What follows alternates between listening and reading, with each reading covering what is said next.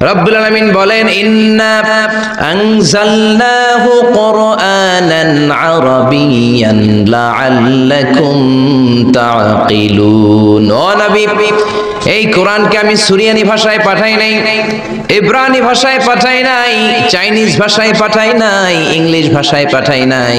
কোরআনকে আল্লাহ কোন ভাষায় পাঠালেন? এজন্য আরবি শিখতে রাজি আছেন তো? ছেলে মেয়েদেরকে কোরআনের ভাষা শিখাবেন। কোরআনের ভাষা আরবি ভাষা। কোরআনের ভাষা শিখলে ফ্যামিলিটারে বরকতময় করে দিবে কে?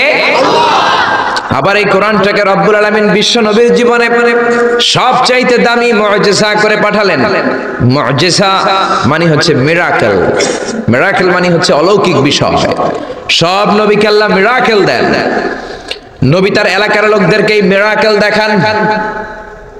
এই মিরাকেল দেখিয়ে দেখিয়ে নবী তাদেরকে ইমানদার বানান। সব নবীকে মিরাকেল দেয় কে? মিরাকেল। আবার মিরাকেল আক্কেল একটা কি যেন আছে, ওইটা না, অলৌকিক বিষয় যেটা নবী দেখান এলাকার মধ্যে। বিশ্ব নবীকে আল্লাহ এরকম অনেক মিরাকেলস দিয়েছেন, অলৌকিক বিষয় দিয়েছেন। বিশ্ব নবী আঙ্গুল দিয়ে চাঁদের মধ্যে ইশারা করেছেন, চাঁদ ভেঙে দুই ভাগ হয়েছে। কোন ঠিক কিনা? এটা অলৌকিক বিষয় না? আপনি আমি পারবো? পৃথিবীর কোন আল্লাহর ওলি পারবে? কিন্তু বিশ্ব নবী পেরেছেন। চিল্লায় বলেন ঠিক কিনা? এরকম হাজার হাজার মুআজিজা রব্বুল আলামিন বিশ্ব নবীকে দান করেছেন। কিন্তু হাজার মুআজিজার মধ্য থেকে বিশ্ব নবীর জীবনে সবচাইতে দামি মুআজিজার নাম হলো কোরআন। কি নাম? চিল্লায় বলেন কি নাম? এই কোরআন হচ্ছে জীবিত মুআজিজা, a live miracle in the story of last messenger. সব নবীকে এরকম আল্লাহ মিরাকেল দিয়েছেন, অলৌকিক বিষয়। দাউদ আলাইহিস সালামের মিরাকেল মুআজিজা আছে না নাই? ওয়া আলান্না লাহুল হাদীদ।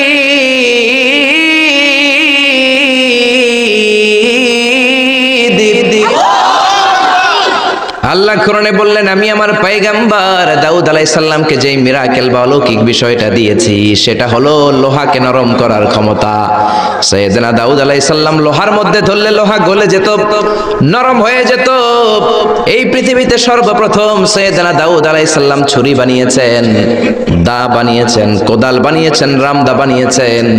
সাইয়েদনা দাউদ আলাইহিস সালামের আগে কেউ পৃথিবীতে কোনোদিন ছুরি, বটি আর দা বানাতে পারে নাই। কারণ তিনি লোহা ধরলে গলে যেত, নরম হয়ে যেত। উনি ওইটাকে একটা স্ট্রাকচার প্যাটার্নে নিয়ে ছুরি বানাতেন। এই যে আমার সামনে মাইকেল লোহা, আমি মিজানুর রহমান আজহারী গায়ের যত জোড় আছে এরকম বাঁকা করলে লোহা বাঁকা হবে নাকি? লোহা গলে নরম হবে নাকি? আপনি ধরলে নরম হবে? কিন্তু দাউদ আলাইহিস সালাম লোহাকে টাচ করলেই গলে নরম হয়ে যেত। পাথর দিয়ে চাপটা করে করে যেমন খুশি তেমন ছুরি বানাতেন, দা বানাতেন, শাবল বানাতেন। এটা আর কেউ পারতো না, কারণ এটা দাউদ নবীর মুআজিজা। চিল্লায় বলেন ঠিক কিনা? দাউদ আলাইহিস সালাম ইন্তেকাল করলেন, পৃথিবীতে নাই নাকি আছে? দাউদ নবী বেঁচে আছে? উনি নাই, উনি চলে গেলেন। উনি চলে যাওয়ার পর কেউ কি উনার পরে আর লোহাকে এরকম গলাতে পেরেছে নাকি? নরম করতে পেরেছে নাকি? তার মানে দাউদ নবী শেষ, সাথে সাথে দাউদ নবীর মুআজিজাও শেষ। জোরে কোন ঠিক কিনা? দাউদ নবী চলে গেলেন, দাউদ নবীর মুআজিজাও চলে গেল। জোরে বলেন ঠিক কিনা? এরপরে মুসা আলাইহিস সালামের মুআজিজা আছে না নাই? আমা তিলকা বিয়ামিনিকা ইয়া মুসা। ও মুসা, তোমার ডান হাতে কি? সাইয়েদনা মুসা আলাইহিস সালাম বললেন, হিয়া আসায়া, এটা আমার লাঠি। এই লাঠি ছিল মুসা আলাইহিস সালামের মুআজিজা। মুসা আলাইহিস সালামের লাঠি মাটিতে গেড়ে দিলে গাছ হয়ে যেত, সাগরে রেখে দিলে ব্রিজ হয়ে যেত, ফেরাউনের সামনে রেখে দিলে বিশাল অজগর সাপ হয়ে যেত। কোন সুবহানাল্লাহ। মুসা আলাইহিস সালাম চলে গেলেন, ইন্তেকাল করলেন, কিন্তু ওনার লাঠিটা পৃথিবীতে ছিল। মুসা নবী মরে গেলেন, কিন্তু ওনার লাঠি ছিল। কিন্তু উনি চলে যাওয়ার পরে ওনার এই লাঠিটা দিয়ে কেউ কোনোদিন সাপ বানাতে পেরেছে নাকি? গাছ বানাতে পেরেছে নাকি? ব্রিজ বানাতে পেরেছে নাকি? তার মানে মুসা নবী শেষ, সাথে সাথে মুসা নবীর মুআজিজাটাও শেষ। জোরে কোন ঠিক কিনা? মুসা নবী চলে গেলেন, মুসা নবীর মুআজিজাও চলে গেল। ঈসা আলাইহিস সালামের মুআজিজা আছে না নাই? ঈসা নবীর মুআজিজা, ইট ওয়াজ ভেরি ডেঞ্জারাস মুআজিজা ইন দ্য ওয়ার্ল্ড। পৃথিবীর সবচাইতে ভয়ঙ্কর মুআজিজা ছিল ঈসা নবীর মুআজিজা।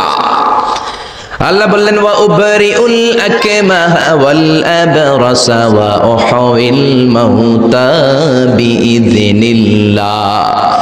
ঈসা আলাইহিস সালামের মুজিজা উনি বলেন আমি আল্লাহর আদেশে জন্মান্ধ, রাতকানা, দিনকানা রোগীর চোখকে ভালো করে দেই। অন্ধ রোগীর চোখে হাত বুলিয়ে দিলে, ঈসা নবী হাত বুলিয়ে দিলে ওই লোকটার চোখ ভালো করে দিত কে?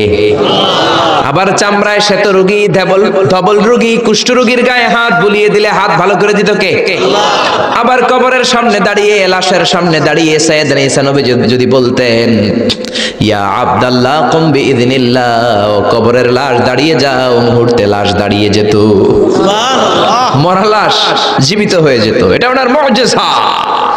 সাইয়েদনা ঈসা নবীর যদি কখনো হরিণের গোশত খাওয়ার ইচ্ছে হতো, কিসের গোশত খাইছেন? খাইছেন? খেয়েছো? হরিণের গোশত খাওয়ার যদি ইচ্ছে কখনো ঈসা নবীর হতো, উনি জঙ্গলের সামনে যে হরিণগুলোর ডাক দিতেন, ইয়া দাবি তাআল, এই হরিণ সামনে আয়। লাফিয়ে লাফিয়ে হরিণগুলো সামনে চলে আসতো। উনি দেখে দেখে চুজ করতেন কোন হরিণের গোশত খাবেন, ওই হরিণটারে হাতে নিতেন, ছুরি নিয়ে নিজ হাতে হরিণের গলায় ছুরি বসিয়ে জবাই করতেন, চামড়াটা কেটে কেটে গোশতগুলো আগুন দিয়ে ঝলসে ঝলসে বারবিকিউ করে খেতেন। কিন্তু হরিণের হাড্ডি খেতেন না। কি খেতেন না? গোশত খেতেন, হাড্ডি খেতেন না। হাড্ডিগুলোর স্তূপ করে জমা করে রাখতেন। খাওয়ার পরে হাড্ডির দিকে ইঙ্গিত করে বলতেন কুম বিইযনিল্লাহ, ও হরিণের মরা হাড্ডি, আল্লাহর আদেশে জীবিত হয়ে জঙ্গলে চলে যা। বলতে দেরি হতো, মরা হাড্ডি থেকে জীবিত হরিণ হয়ে জঙ্গলে যেতে দেরি হতো না। এটা ঈসা আলাইহিস সালামের মুজিজা। উনি মৃত জিনিসকে জীবিত করতে পারতেন। উনিও চতুর্থ আকাশে চলে গেলেন। উনি চলে যাওয়ার পরে উনার কোন খ্রিস্টান উম্মাত কোন অন্ধ রোগীর চোখের মধ্যে হাত বুলালে চোখ ভালো হবে নাকি? চোখের পাওয়ার যেটা আছে ওইটাও যাইব, ঠিক কিনা? ধবল রোগী, শ্বেত রোগী, কুষ্ঠ রোগীর গায়ের মধ্যে হাত বুলিয়ে দিলে রোগ ভালো হবে নাকি? মরা লাশের সামনে দাঁড়িয়ে যদি বলে কুম বিইযনিল্লাহ, ও লাশ তুই মুহূর্তের মধ্যে জীবিত হয়ে দাঁড়িয়ে যা, লাশ দাঁড়াবে নাকি? এই ঈদগাতে মাঝে মাঝে জানাজার নামাজ হয় না? ধরেন আজকে একটা জানাজার নামাজ, সামনে লাশ, আপনারা দাঁড়ায় আছেন। একজন সামনে যায়, লাশের সামনে যায় বলে এই লাশ তুই দাঁড়া, এই তুই দাঁড়া। আপনারা কি বলবেন? বলবেন লাশ দাঁড়ানোর আগে তুমি একটা পাবনার টিকিট কেটে আসো। যারা বলেন ঠিক না? কারণ মাথার মধ্যে ঝামেলা ঢুকেছে, পাগলামি ঢুকেছে, লাশ দাঁড়াবে না। আর লাশ দাঁড় করে না তো ঈসা নবীর মুজিজা, জোরে কোন ঠিক না? তার মানে ঈসা নবী চলে গেলেন, ওনার মুজিজাও চলে গেল। ওনার মুজিজা কেউ দেখাতে পারে না। ঈসা নবী শেষ, সাথে সাথে মুজিজাও শেষ। খেয়াল করে বুঝেন। দাউদ নবী চলে গেলেন, দাউদ নবীর মুজিজাও চলে গেল। মুসা নবী চলে গেলেন, মুসা নবীর মুজিজাও চলে গেল। ঈসা আলাইহিস সালাম চলে গেলেন, ঈসা নবীর মুজিজাও চলে গেল। বিশ্ব নবী চলে গেলেন, বিশ্ব নবীর মুজিজা কোরআন কি চলে গিয়েছে নাকি? বিশ্ব নবীর সবচাইতে দামি মুজিজা কোরআন আছে না নাই? বিশ্ব নবী ইন্তেকাল করলেন, বিশ্ব নবীর উপর নাজিল হওয়া সবচাইতে দামি মুজিজা কোরআন কি ইন্তেকাল করেছে নাকি? কোরআন ইন্তেকাল করে নাই, কোরআন মরে যায় নাই, কোরআন চলে যায় নাই। Up to the day of judgement, up to the day of resurrection Quran থাকবে। কোরআন হেদায়েতের আলো ছড়িয়ে যাবে। চিল্লায় বলেন ঠিক কিনা? এজন্য জীবনের সব অঙ্গনে এই কোরআন মানতে রাজি আছেন তো? কিছু মানবেন, কিছু মানবেন না, এমন না তো? তাফসিরুল কোরআনে আসবেন তো? একদল আছে তাফসিরুল কোরআন, এটা ভালো লাগে না। তাফসিরুল কোরআন এই শব্দটাই তাদের ভালো লাগে না।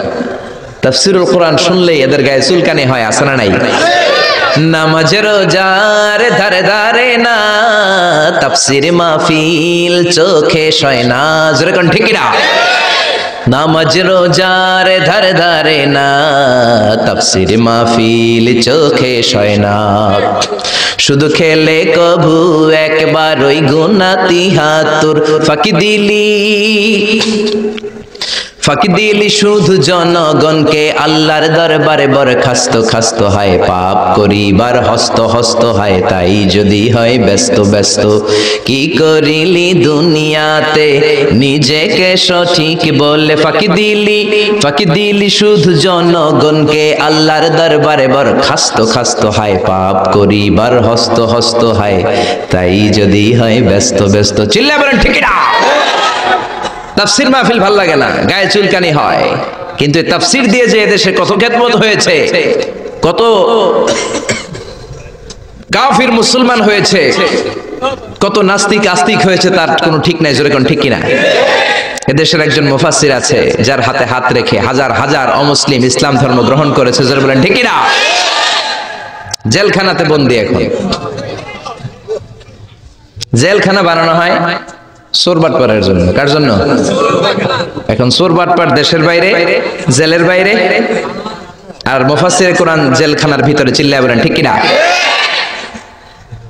জেলখানায় কোনো মুফাসসির বসে বসে কাঁদলে তার জন্য চিন্তিত হওয়ার কারণ নাই। তার গুনাহগুলো মাফ করে দিচ্ছে কে? তাকে ওলিদের শিরোমণি বানিয়ে দিচ্ছে কে?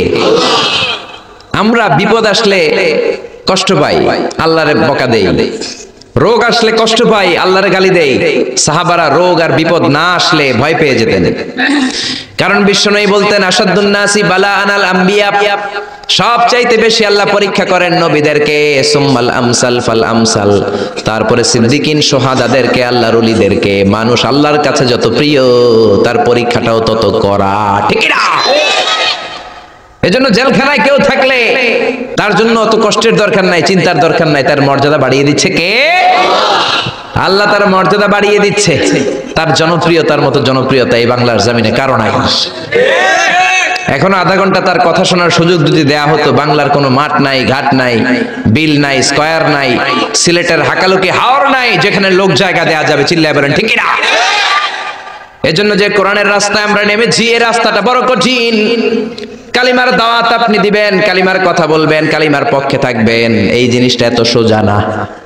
কেউ আপনার রাস্তায় ফুল বিছিয়ে রাখবে না। এই রাস্তা কুসুমাস্তীর্ণ নয়, এটা কণ্টকাকীর্ণ। আপনাকে ঝুঁকি নিয়ে কথা বলতে হবে, আপনাকে ঝুঁকি নিয়ে ময়দানে কাজ করে যেতে হবে, ঝুঁকি নিয়ে কালিমার দাওয়াত দিতে হবে। চিল্লায় বলেন ঠিক না? এই কালেমার পথে আমরা উঠেছি, এই কোরআনের পথে আমরা নেমেছি। দুনিয়ার কোনো কিছু দিয়ে এই কোরআনের রাস্তা থেকে ফেরানো যাবে না, এখন ঠিক কিনা?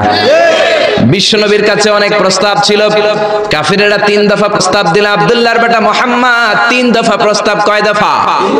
ও মুহাম্মদ, মদিনার নেতা হতে চাও? 1 দফা, নেতা বানিয়ে দেব। সম্পদ চাও? সম্পদ দিয়ে দেব। সুন্দরী নারী চাও? নারী দিয়ে দেব। এই কালেমার দাওয়াত ছেড়ে দাও, কোরআনের তাফসীর ছেড়ে দাও। বিশ্বনবী বললেন তোমাদের দফা 3টা, আমার দফা 1টা। সবাই বলল তোমার কি দফা? বিশ্বনবী বললেন লা ওয়াদাউ শামসা ফি ইয়ামিনি, আরে সম্পদ, নারী আর ক্ষমতা তো দূরের কথা, আকাশের সূর্যটা যদি ডান হাতে দাও, ওয়াল কামারা ফি ইয়াসারি, আকাশের চন্দ্রটা যদি বাম হাতে দাও, এই কোরআনের রাস্তা থেকে 1 চুল পরিমাণ আমারে পিছনে সরানো যাবে না, যাবে না, ঠিক না? এজন্য কোরআনের পথে আমরা নেমেছি। আমরা ভয় পাই একজনকে, সে আল্লাহর খুশির জন্য এই পথে আমরা আন্দোলন চালিয়ে যাবো, জোরে বলেন ঠিক না? আমরা এই কোরআন নিয়ে মরতে চাই। কোরআনের পথে যেন আমরা থাকতে পারি, আল্লাহ যেন কবুল করে। আমরা পড়ি আমিন।